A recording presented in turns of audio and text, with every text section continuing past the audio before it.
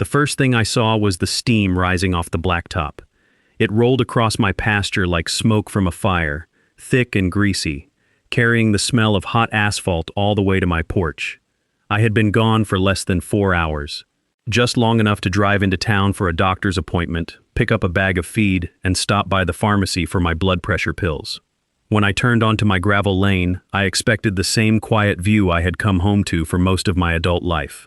The same split-rail fence, the same old barn, the same line of oak trees along the eastern side of my property, the same wildflower strip my wife had planted years before she passed. Instead, there were orange cones in my grass. There were tire tracks through my soil. There were men in safety vests spreading asphalt over land my father had bought in 1981. A road was being built across my property. Not near my property, not beside it. Across it. It cut in from Bradley Cummings' side like a wound, ran along the eastern edge of my yard, and curved toward the new garage he had been building for months. The machines were loud enough to shake the windows in my house. A dump truck idled near my barn. A roller pushed fresh asphalt flat over ground that had never belonged to anyone but my family. Bradley stood beside the crew with sunglasses on, one hand resting on the hood of his truck. He looked calm, too calm. He had the relaxed posture of a man watching work he believed nobody could undo. Beside him stood Linda Mercer, the HOA president. She held a folder under one arm and a phone in the other. She was not dressed for construction. She was dressed like someone attending a board meeting. Her expression said I was the inconvenience, not the trucks tearing through my land. I pulled my truck to the side of the lane and stepped out slowly. The heat hit me first. Not just the summer heat, but the heat rising from the asphalt itself. It came up in waves, carrying that sharp petroleum smell that sticks to the back of your throat. One of the workers looked at me, then looked away fast. Another pretended not to notice me at all. Bradley noticed. He lifted one hand in a small wave, like we were neighbors watching a normal improvement project. I did not wave back. I looked past him to the place where the roller was moving. It was headed toward the wildflower bed. That was the part I remember most clearly. Not because it was the loudest, but because everything inside me went quiet when I saw it. The flowers were not impressive to anyone else. They were not expensive roses or shrubs from a nursery. They were black-eyed Susans, coneflowers, and little patches of purple bergamot that came back every year no matter how hard the winter had been. Ellen had planted them the summer after her first surgery. She could not kneel for long then, so I had carried an old cushion from the porch and set it under her knees. She laughed at me for hovering. She told me flowers did not need a supervisor. I stood there anyway, pretending to fix the fence while she pressed seeds into the soil with hands that had grown thinner than they used to be. When the first blooms came up, she made me walk out there after supper just to look at them in the evening light. After she died, I stopped mowing that strip. I trimmed around it. I pulled weeds by hand. I never told anyone why. It was just one of those small private things a person keeps when the house becomes too quiet. Then Bradley's roller climbed over it. The stems folded first. Then the yellow heads disappeared under gravel and tar. The machine did not hesitate. It did not know what it was crushing. The men operating it did not know either. To them, it was a job. To Bradley, it was a driveway. To Linda, it was an HOA-approved improvement. To me, it felt like watching someone erase the last place my wife had touched the land. My hand tightened around my phone so hard my fingers hurt. I wanted to yell. I wanted to walk into the road and make them stop. I wanted to tell Bradley that he had no idea what he was burying. But I could see him watching me from behind his sunglasses. He wanted anger. He wanted a scene. He wanted a shaky video of an old man losing control so Linda could call me unstable at the next HOA meeting. So I stood still. I opened the camera on my phone and started recording. I recorded the trucks. I recorded the cones. I recorded the roller crushing the wildflower bed. I recorded the edge of my old fence line and the distance from the new road to my barn. I recorded Bradley standing there like a man waiting for applause. I recorded Linda turning her folder slightly when she realized my phone was pointed at it. No shouting. No threats. No hands on anyone. Just evidence. By sunset, the wildflowers were gone. In their place was a smooth black driveway, 12 to 14 feet wide, running over a strip of land my mother used to call the quiet side of the property. That was the day Bradley Cummings thought he had taken my land. What he did not know was that my father had paid for a full boundary survey in 1981, right after he bought the property. He had kept the original in a metal box under his workbench. After he died, that box became mine. Inside it were old tax receipts, repair invoices, a yellow deed, and a folded survey map, with the surveyor's stamp still clear after all those years. Bradley had money. Linda had the HOA letterhead. They had a fresh road and a story about an old access route. I had paper. And paper, when it is the right paper, can be heavier than asphalt. My name is Tom Whitaker. I was 62 years old when all this happened. I had spent most of my life as a carpenter. I built cabinets, framed houses, repaired porches, replaced rotten stair treads, and fixed what other people said could not be fixed. I was not a lawyer. I was not rich. I did not have a powerful family name. I lived in the same modest house my parents bought when the area was still mostly pasture and woods. Back then, our road had no gate at the entrance. The lots were bigger. People waved from tractors. The HOA existed, but it was small and mostly harmless. It collected dues for the shared pond, reminded people not to dump junk near the road, and sent out a newsletter twice a year that nobody read closely. For years, nobody treated the HOA like a government. That changed when the new developments started creeping closer. The houses got bigger. The yards got smaller. The people who moved in wanted rural views without rural inconvenience. They liked the look of old fences but complained when a neighbor had a real one. They liked barns in photographs until they smelled hay. They liked quiet until someone's rooster reminded them they had moved next to land that had been working land long before it became a subdivision. I kept to myself through most of it. After Ellen died, I spent more time in my workshop than anywhere else. I built small things, rocking chairs, bookshelves, birdhouses for neighbors who still remembered me as the man who helped fix their decks after storms. The house had become too quiet, but routine helped. I got up early. I fed the chickens. I checked the fence. I made coffee. I worked until my hands hurt, then I stopped. Bradley Cummings arrived with noise. He bought the old Miller place next door, a good brick house on 5 acres. Within 2 weeks, survey ribbons appeared, then dumpsters, then contractors, then a temporary construction sign with the name of his company on it, Cummings Custom Builds. Bradley owned it, or at least he owned enough of it to make sure everyone knew the name. He liked clean trucks, black shirts with embroidered logos, and sentences that began with the words, "In my business." At first, I tried to be friendly. I walked over one afternoon with a jar of peach preserves Ellen's sister had sent from Georgia. Bradley accepted it like he was accepting a package from a delivery driver. He looked past me at my fence, my barn, my gravel drive, and my old pickup near the shed. Within 5 minutes, he was talking about property values. He did not like my fence. He said it looked tired. He did not like the gravel near my shed. He said it tracked dust. He did not like that my pickup was visible from his future garage. He did not like the trees along our shared boundary because they blocked the view from the guest wing he planned to add. He said all of this with a smile. But there are smiles people use when they are being friendly, and there are smiles people use when they are measuring how hard they can push. Bradley's was the second kind. A month later, Linda Mercer started sending letters. Linda had been HOA president for 2 years. Before Bradley arrived, she mostly bothered people about seasonal decorations staying up too long. After he moved in, she began acting like she was mayor of a town only she could see. Her notices became longer. Her emails became sharper. She started using phrases like community standard, visual harmony, and enforcement posture. I had no interest in fighting over small things. I knew some people needed a title to feel important. If painting my mailbox kept Linda out of my life, I could paint a mailbox. If moving firewood 6 feet made her feel like she had accomplished something, I could move firewood. So I painted the mailbox. I moved the firewood. I cut the grass. I fixed the old pickup. The problem was that compliance did not satisfy Linda. It encouraged her. Bradley's first real move came in early April. I found orange stakes near the line of trees between our properties.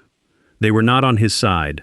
They were on mine, several feet past the old fence remnants my father had left in place as a visual marker. The stakes looked official enough to fool someone in a hurry. Bright tape, straight line, fresh paint marks on the ground. but I had worked around job sites for 40 years, and something felt wrong. Official survey markers are not just decoration, they come with documentation. They connect to recorded points. They do not appear overnight without notice. I pulled one loose stake from the ground, examined it, and set it against my porch. No tag, no surveyor name, no license number. The next morning, 2 more appeared. I called Bradley's office and left a message asking him to have his contractor contact me before any work near the property line. No one called back. 2 days later, a young man in a company polo came by while I was loading lumber into my truck. He told me Bradley was improving an old access route and that some equipment might pass close to my yard. He said Bradley had documents showing a shared easement. That was the first time I heard the word easement. I asked him to send me a copy of the document. He said Bradley had it handled through the HOA. I told him calmly that nobody had permission to enter my property without proof. He said he understood, but his eyes kept drifting toward Bradley's house, like he wanted to leave before being seen talking to me. That afternoon, an email from Linda arrived. It said the HOA had received complaints that I was interfering with an approved neighborhood improvement project. It said the access route along the eastern boundary had historical use. It said obstructing it could result in fines. It advised me to direct all concerns to the board and to avoid harassing contractors. I read the email 3 times. Then I printed it. Not because I was afraid of it, because I knew the difference between a warning and a paper trail. I have always believed that memory is useful, but records are better. People argue with memory. They explain it away. They say you misunderstood. They say you took things out of context. They say emotions got involved. But paper sits there quietly and waits. A date is a date. A signature is a signature. A property description is a property description. The next morning, I drove to the county records office. I had not been there in years. The building smelled like dust, floor wax, and old paper. A clerk named Marcia helped me pull my deed, the subdivision plat, recorded easements, and permit activity for both my parcel and Bradley's. She knew my family name. Her father had bought cabinets from me 20 years earlier. We found my deed exactly where it should have been. We found the original plat. We found utility easements near the road, drainage easements behind 2 lots farther down, and a shared maintenance agreement for the pond. We found nothing granting Bradley, his parcel, or the HOA a driveway easement across my eastern strip. Nothing. Then Marcia pulled Bradley's building permit. It said driveway resurfacing and garage approach. It did not say expansion across an adjacent parcel. It did not say new private road. It did not mention my property at all. I paid for certified copies of everything. On the way home, I stopped at a copy shop and made duplicates. 1 set stayed in the house. 1 set went into a fireproof box. 1 set I mailed to myself by certified mail and left unopened when it arrived. Not because that trick is magic, but because I wanted 1 more dated record showing when I had gathered the documents. That evening, I walked the eastern boundary with my phone and took photographs. I photographed the old fence posts. I photographed the trees. I photographed the orange stakes. I photographed the corner near the barn where the land dips slightly before rising toward Bradley's garage. Then I checked the camera mounted on the back of my workshop. I had installed that camera after tools went missing the previous winter. It faced the east side of the property and covered the area near the tree line. I had forgotten how much of the boundary it captured until I pulled up the footage.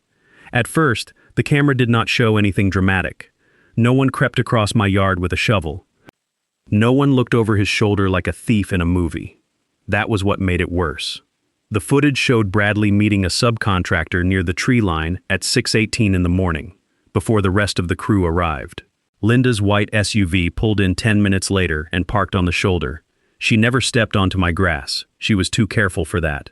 She stood beside the road with a folder under her arm while Bradley handed the subcontractor a rolled sheet of paper. The man who placed the orange stakes was not the licensed surveyor listed on Bradley's permit.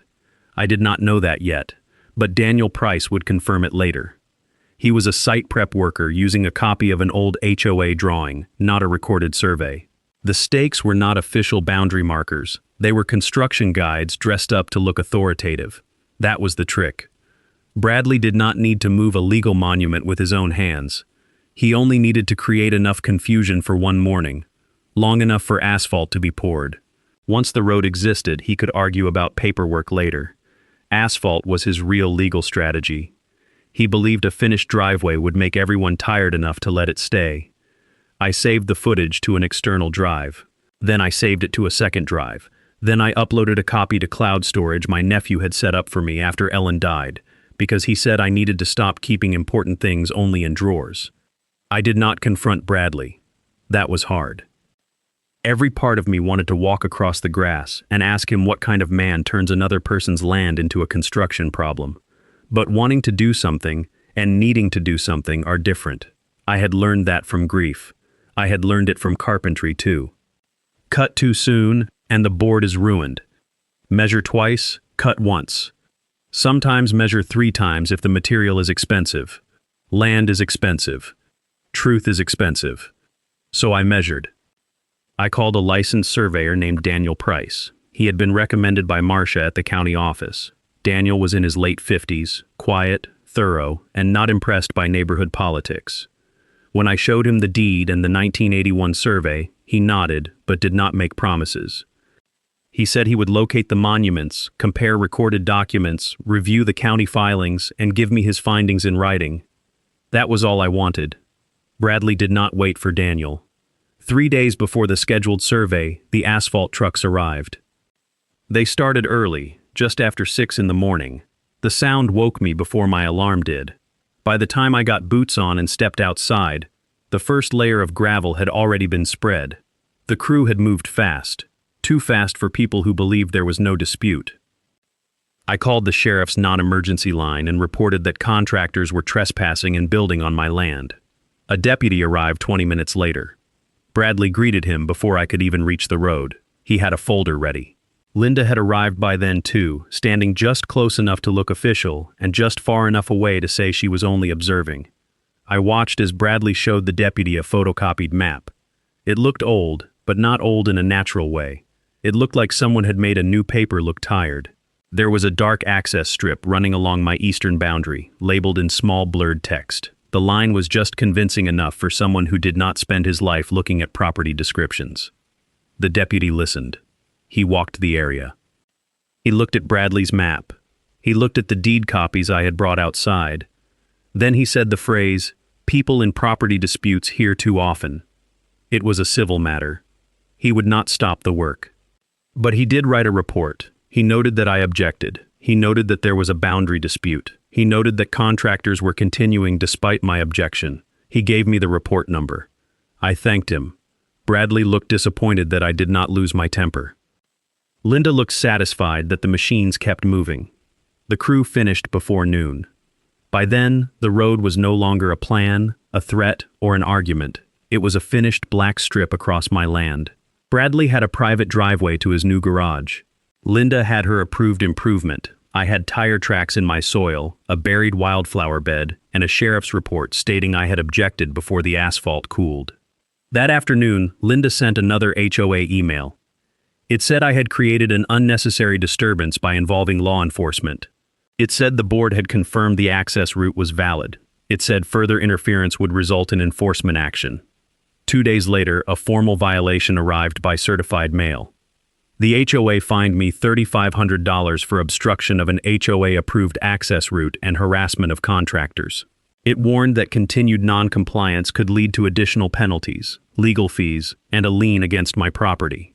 After that, I stopped treating the dispute like a neighbor problem and started treating it like a case file. Every letter was dated. Every envelope was saved. Every email was printed with the header showing the sender, the time, and the subject line. I scanned photographs, backed up camera footage, and kept a handwritten timeline in a yellow legal pad because paper does not crash when the power goes out. The blue binder still sat on my kitchen table, but I stopped mentioning it to anyone. It became less of an object and more of a habit. When Bradley sent a threat, I saved it. When Linda used HOA language to make trespass sound official, I saved that too. When the sheriff's deputy gave me a report number, I wrote it down before his cruiser left my driveway. I did not know yet which piece would matter. I only knew that people who bend the truth usually do it more than once, and sooner or later, one of those bends leaves a mark. I sent a certified letter to Bradley, Linda, and the HOA management company. I stated that I disputed the existence of any easement across my property.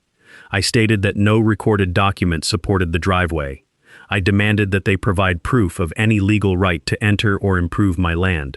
I demanded that Bradley stop using the paved section until the boundary was resolved. I included copies of my deed and the county plat. I did not include the camera footage. Not yet. 3 days later, the HOA's attorney sent me a letter. He accused me of attempting to disrupt a legitimate community access route. He claimed the HOA had authority to enforce long-standing access rights for the benefit of the neighborhood. He warned that litigation would be costly and that I could be responsible for the association's legal fees. The letter was meant to scare me. It did, for about 10 minutes. Then I noticed what it did not include. No recorded easement. No deed reference. No surveyor's certification. No county file number. No permit showing approval for work on my parcel.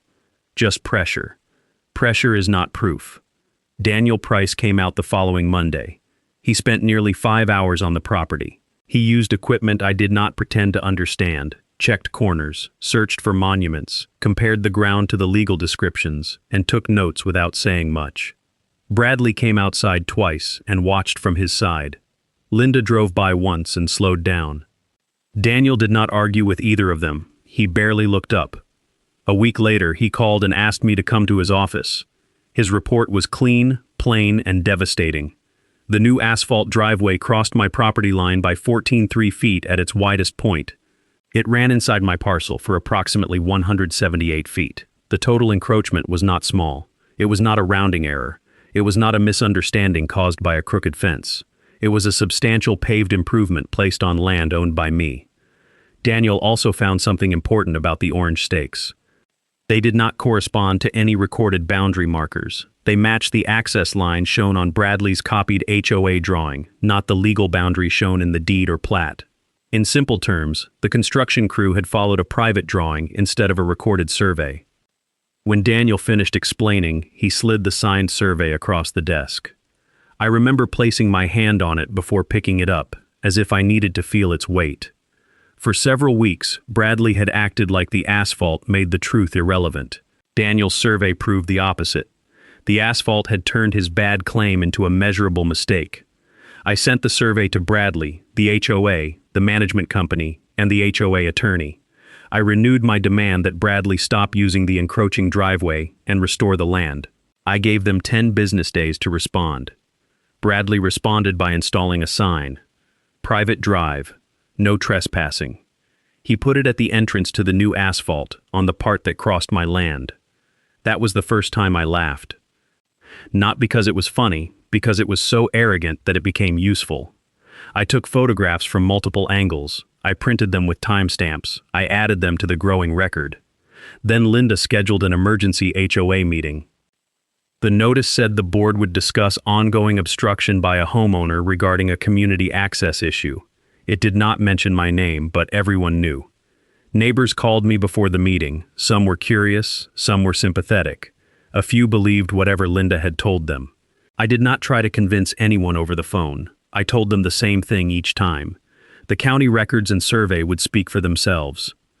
At the meeting, Linda sat at the front with Bradley beside her, which told me nearly everything I needed to know. Bradley was not on the board. He had no reason to sit there unless Linda wanted everyone to see him as part of the authority. I brought my documents. I also brought a small recorder. Tennessee law allowed me to record a conversation I was part of, and the meeting involved me directly. I did not hide it. I placed it on the table in front of me. Linda opened by saying the neighborhood had been dealing with a difficult situation created by resistance to progress. She described Bradley's driveway as an improvement to access and emergency response. She said historical maps showed the route had existed before the current dispute. She said the board had a duty to protect community interests. She did not say that the county had no recorded easement. She did not say the driveway permit was only for resurfacing. She did not say Daniel's survey showed the asphalt on my land. When my turn came, I stood and gave the board copies of the deed, the 1981 survey, Daniel's new survey, the county easement search, and the permit. I asked Linda to identify the recorded document giving Bradley or the HOA the right to pave across my property. She did not. She said the board would not litigate technicalities in an open meeting. I asked for a copy of the historical map she had referenced. She said it was part of HOA working files. I asked whether the map had a county recording number. She said the board was not required to answer hostile questioning. I sat down. That was all I needed from the meeting. 2 days later, the HOA increased the fine to $12,000. The letter claimed I had continued to obstruct a valid access route, caused unnecessary legal expenses, and behaved disruptively at the meeting. They also threatened to place a lien on my home. That night, my kitchen table looked less like a place to eat and more like a lawsuit waiting to happen. I had spent my whole life fixing things by hand: a warped cabinet door, a sagging porch, a cracked stair tread. Most repairs started the same way. You stopped pretending the problem would fix itself. The next morning, I called a lawyer. Her name was Claire Benton. She had a small office near the courthouse and a reputation for being practical. I liked her because she did not promise victory in the first 10 minutes. She reviewed my documents quietly, asked direct questions, and watched the camera footage twice. The second time, she paused the video at the frame showing Bradley handing the rolled drawing to the subcontractor before the stakes went in. She asked if I had shown that to anyone yet. I said no. She smiled slightly, not with joy, but with the calm expression of someone who had just found the load-bearing beam in a collapsing house. Claire filed a lawsuit in Chancery Court. The complaint asked the court to confirm the boundary, declare that no easement existed, order removal of the encroaching asphalt, award damages for trespass and property damage, block the HOA from collecting improper fines, and require reimbursement of legal and survey costs. She also asked for injunctive relief to stop Bradley from using the strip while the case proceeded. When Bradley was served, he stopped smiling at me from his driveway. Linda stopped sending emails herself. Everything came through the HOA attorney. For a while, the neighborhood grew quiet in that tense way people get when they know something ugly is happening but do not know which side will win. Bradley continued using the driveway until Claire obtained a temporary order limiting use of the disputed strip. After that, he parked orange barrels near the edge and acted as if the court had inconvenienced him rather than restrained him. Discovery began in late summer. That was when the second layer peeled back. Claire requested all communications between Bradley, Linda, the HOA board, the management company, the contractor, and anyone involved in approving or discussing the driveway. The HOA objected. Bradley objected. Their attorneys used phrases like overly broad, burdensome, and irrelevant. The judge ordered them to produce the records anyway. The emails arrived in batches. Some were boring: scheduling, contractor estimates, notes about asphalt thickness and drainage. Others were not boring at all. One email from Bradley to Linda, sent 3 weeks before construction, said the old Whitaker strip was the only practical way to make the garage entrance work, and that I would probably complain but would not fight if they moved quickly. Another email from Linda to Bradley said the board could apply pressure through enforcement before I involved counsel. A third email from Bradley to his site prep contractor said not to engage with me and to follow the access line shown on the HOA file map. That phrase mattered. HOA file map. Not county plat. Not recorded easement. Not licensed survey. HOA file map. Claire found the attachment in the next batch. It was the same map Bradley had shown the deputy. It had a dark access strip running along my eastern boundary. It looked official at first glance, especially if you were standing beside running machinery with an impatient contractor waiting. But when Claire sent it to Daniel Price and the county recorder, the whole thing began to fall apart. Daniel noticed that the scale markings did not match the underlying plat. A section had been stretched. The access strip had been darkened. The boundary line near my property had been shifted just enough to make the route look plausible. The county recorder found something even better. A similar map had been submitted in 1997 as part of a proposed easement request. It was never approved. It was never recorded as an enforceable easement. My father had refused to sign it, and the request had been denied. The document Bradley was using was not an official map. It was a rejected proposal that someone had altered and kept in an HOA file as if age could turn it into law. I sat in Claire's office while she explained that part, and for a moment, I stopped hearing the words. I saw my father instead. He had been a quiet man, more stubborn than talkative. I remembered him standing near the east fence years earlier, telling a developer that he had not bought land so other people could drive over it. I had been in my 20s then, too busy with work and marriage to care about property paperwork. He had cared. He had kept the file. He had kept the original survey. Even after death, he was still defending the place. Claire also found a witness. His name was Harold Pritchard, and he lived 2 roads over. He was 79, sharp as a nail, and had known my parents since the early days of the subdivision. Harold remembered the 1997 easement proposal because it had caused a stir at the time. A previous owner of Bradley's parcel had wanted a cut-through route for construction vehicles. My father and 2 other owners objected. The county rejected it because the affected landowners would not grant rights.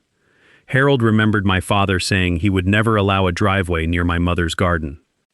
The garden was where Ellen later planted the wildflowers. Claire took Harold's statement. Later, he agreed to testify. The third layer came from the contractor, not the owner of the asphalt company. He stayed careful, but the site prep subcontractor, the man on the camera placing the orange stakes, gave a deposition that changed the temperature in the room. He admitted he was not a licensed surveyor. He admitted Bradley gave him the access map. He admitted he was told the HOA had already approved the route and that the neighboring owner had been notified. Then Claire asked whether he had been given any recorded easement. He said no. Any certified survey? No. Any written permission from me? No. Any county document showing that the driveway could cross my parcel? No. He looked embarrassed by the end, but I did not hate him. He had been used the same way the deputy had been used. Bradley had created enough paper to make busy people move forward and enough urgency to keep them from slowing down. That was the pattern.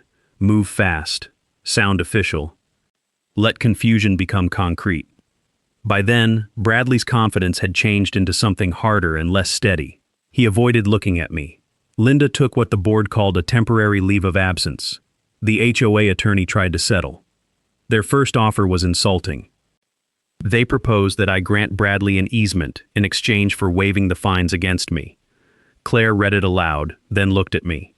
I told her no. The second offer included a small payment. I said no again. The third offer came after Claire disclosed the camera footage, the contractor testimony, and the county's confirmation that the map was never recorded. That offer was larger. Bradley would pay me, the HOA would withdraw the fines, and the driveway could remain under a permanent easement. I thought about it for a full day. The money would have helped. I will not pretend otherwise. Lawyers cost money. Surveys cost money. Stress costs money too, in ways that do not show up on invoices. But every time I looked out my kitchen window, I saw that black road where flowers used to be. I saw Bradley's sign. I saw Linda's letters calling me the obstruction. Some disputes are about money. This one had become about whether a person with enough confidence could steal land in daylight and call it community improvement. I told Claire I wanted the driveway removed. The trial lasted 2 days. The courtroom was smaller than I expected. No grand staircase. No dramatic wooden walls like on television. Just benches, tables, files, microphones, and a judge who looked like he had spent years listening to people make simple things complicated. Bradley wore a navy suit. Linda wore pearls and carried a folder. The HOA board had 2 members sitting behind her. Several neighbors came too. Harold sat on my side with his cane resting against his knee. I wore my best gray jacket, the one Ellen had bought me for our anniversary years before. It was a little loose in the shoulders because I had lost weight since she died. Before leaving the house, I had stood in front of the mirror and smoothed the lapels the way she used to do for me. Claire presented our case plainly. She started with the deed, then the 1981 survey, then the county plat, then Daniel's new survey. She walked the judge through the legal description and the physical markers. Daniel testified that the driveway encroached on my property and that the orange stakes used by the crew did not match the recorded boundary. He explained it with the patience of a man who trusted measurements more than opinions. Bradley's attorney tried to suggest that old rural properties often had informal access arrangements. Daniel did not argue. He simply stated that informal assumptions do not create recorded easements, and that no physical evidence supported a historic road where Bradley had paved. Then Bradley's side presented the map. That was the moment everything shifted. His attorney held it up as evidence of a long-standing access route. He described it as an old HOA document reflecting community understanding. Linda testified that the board had relied on it in good faith. Bradley testified that he believed he had the right to improve the route because the HOA had approved it. The judge asked for the recording number. Bradley's attorney did not have one. The judge asked who prepared the map. No one knew. The judge asked whether any licensed surveyor had certified it. There was no valid certification. The judge asked whether the original existed. It did not. Claire then introduced the county records showing the 1997 easement proposal had been rejected. She placed the rejected version beside Bradley's version. Even from where I sat, I could see the differences. The darkened strip, the shifted line, the missing notation showing denial, the absence of official recording. The judge leaned forward. The courtroom became very still. Then Claire played the camera footage. There was no dramatic crime on it, no shovel in the dark, no secret handoff under moonlight, just something quieter and more useful. Bradley handing the rolled drawing to the subcontractor. Linda's SUV parked nearby. The subcontractor placing stakes along the same false access line later shown on Bradley's map. The crew arriving afterward and treating those stakes like truth. Claire did not overplay it. She did not raise her voice. She simply paused the video at the clearest frame, then asked the subcontractor whether that was the map Bradley had given him. He said yes. She asked whether he had verified it with the county. He said no. She asked whether he was a licensed surveyor. He said no. The room stayed quiet. Harold testified after that. He spoke slowly, but clearly. He remembered the 1997 proposal. He remembered my father refusing to grant the easement. He remembered the county denial. He remembered there had never been a road there. He also remembered my mother's garden near the boundary, and said no one in the old neighborhood would have mistaken that strip for a shared driveway. By the end of the second day, Bradley's story had become very small.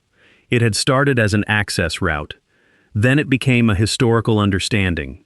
Then it became an HOA file. Then it became a good faith belief. Then it became a misunderstanding. That is how lies shrink when evidence enters the room. The judge took a short recess before ruling on the main issues. I sat at the table with my hands folded, looking at the enlarged survey spread before him. That piece of paper had traveled more than 40 years to reach that courtroom. My father's signature was not on it, but his decision was. He had paid for clarity long before we knew we would need it. When the judge returned, he did not raise his voice. That made it worse for Bradley. He adjusted his glasses, looked down at Daniel Price's survey, and let the silence sit in the courtroom long enough for everyone to feel it. Then he traced one finger along the boundary line on the enlarged exhibit. "This line," he said, "is not a suggestion." No one moved. "It is the recorded boundary of Mr. Whitaker's property. It appears in the deed. It appears in the 1981 survey. It appears in the current license survey. It is consistent with the county records. And it does not move because a homeowners association prefers a different drawing." Bradley's attorney started to rise, but the judge lifted one hand. "I am not finished." The attorney sat back down. The judge turned to the map Bradley had relied on. It lay on the table beside the official survey, and for the first time, it looked exactly like what it was, a weak copy trying to stand next to a legal document. "This map has no recording number, no valid surveyor certification, no evidence of acceptance by the county, no signature from the burdened landowner, and based on the county's own records, the proposed easement it resembles was rejected in 1997. Then he looked at Bradley. "Mr. Cummings, you may have believed that completing the driveway would improve your position. It did not. It made the encroachment measurable, visible, and undeniable." Linda lowered her eyes. The judge looked back at the survey. "The asphalt is on Mr. Whitaker's land. The HOA had no authority to approve it. The fines issued against him were improper. The claimed access route is not supported by the recorded land records. The driveway will be removed." He said that last sentence plainly. Not angrily, not dramatically, but I felt something in my chest loosen when I heard it. For months, Bradley had used noise, money, letters, contractors, and confidence to make the truth feel small. Then the judge read the survey, and the whole story became simple again. The land was mine. The road was not. Bradley had 30 days to remove the encroaching asphalt. He had to pay for restoration of the land, Daniel's survey costs, my reasonable attorney's fees, and damages for trespass and loss of use. The HOA was barred from collecting the $12,000 fine or any related fees. The lien threat had to be withdrawn in writing. The HOA had to correct its records and notify the membership that the access route was not valid. The judge also referred the altered map issue to the county for review. Linda stared straight ahead while the ruling was read. Bradley looked down at the table. I did not smile. I did not pump my fist. I did not look back at the neighbors to see who was watching. I just sat there and breathed for what felt like the first time in months. Outside the courthouse, Claire told me it was a good result. That was her way of saying we had won without making it sound like a football game. Harold squeezed my shoulder and said my father would have enjoyed the part where the judge asked for the recording number. I think he was right. The next month was quieter but not peaceful. Bradley had to hire a different contractor to remove the asphalt. The original contractor wanted nothing more to do with the job after the county reviewed the permit issue. The county fined Bradley's contractor for exceeding the permitted scope of work, and Bradley had to submit a restoration plan. The disturbed soil had to be removed and replaced. Drainage had to be corrected.